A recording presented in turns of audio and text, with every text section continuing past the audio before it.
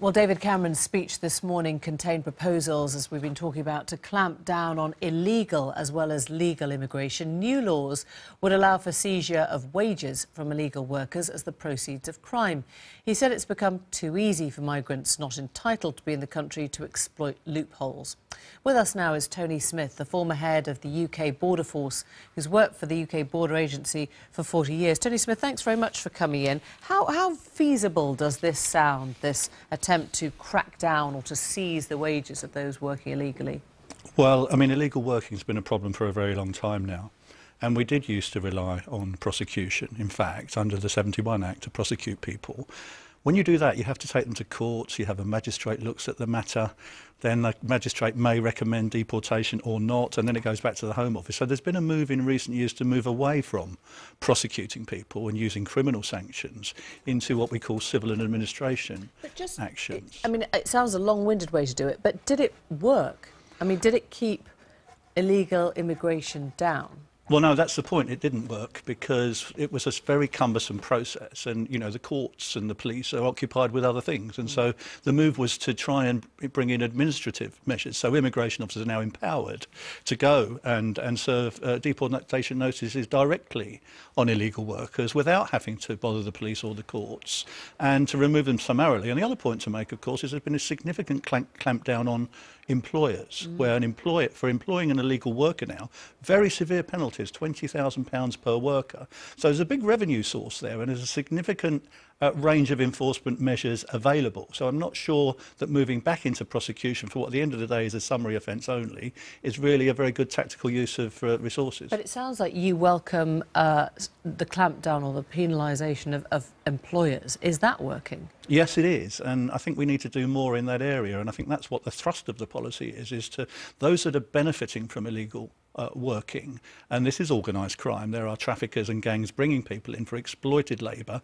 It's those that I would prefer to target, and that's where you would use level 2 crime and prosecutions to prosecute people who are habitually bringing in and hiring illegal workers at low wages, and that's where you're going to find significant more proceeds from proceeds of crime. Is a completely different beast, isn't it, to perhaps a business person who might not realise that they're employing people illegally because they think they've seen the documents, they've checked them over and they seem fine. Do a lot of people get caught up in that net? Yes, they do, and this is the difficulty you see. You're absolutely right. There is a distinction between organised criminality and people unwittingly hiring somebody, but it's really quite difficult for an employer to understand whether a document is genuine or not. So they are checking documents, but it's quite easy to get hold of forged documents and forged papers, which can get you past an employer, and then they fall foul of the law. So it's an extremely difficult policy area for the Home Office. Is there any kind of sanction that works on the illegal workers themselves? I mean, before they even start to apply for work? Well, I mean, the strategists amongst us in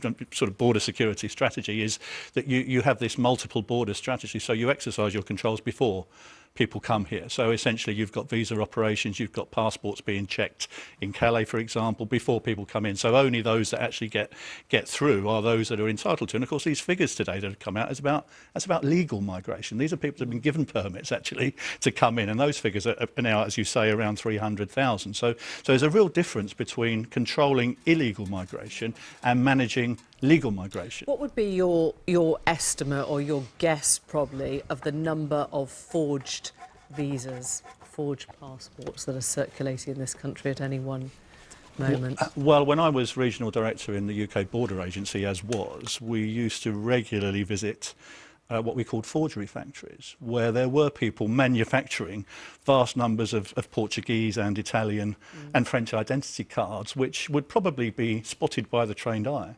But actually, if these are dispersed into the communities and handed to people who are perhaps... They are trained. I mean, the border agency presumably are trained. All your guys and your women would know a fake passport, right? Yeah, but we're not the ones that are hiring these people. But before they get into the country, Indeed. But once people are here, and what people are coached to do is to throw away their passport and change their identity. Right. So if you can get past the border, you can get through the visa, and you're here already, then that's what you do. So you come in on a real passport. And then you switch to an identity where you would be allowed to work, which predominantly would be a European one. So, for example, you would have North Africans pretending to be French, you would have, Colombians pretending to be Spanish, and Brazilians pretending to be Portuguese. So they would get picked up, they would get past the employer because they said, well, I'm a Portuguese national, here's my identity card. Go on then, how many do you reasonable... think of those are circulating? Well, I mean, I wouldn't even hazard a guess as to how many are in circulation, but I do know significant thousands and thousands of those documents were being printed and put into circulation. Tony Smith, thanks very much. Thanks for coming in.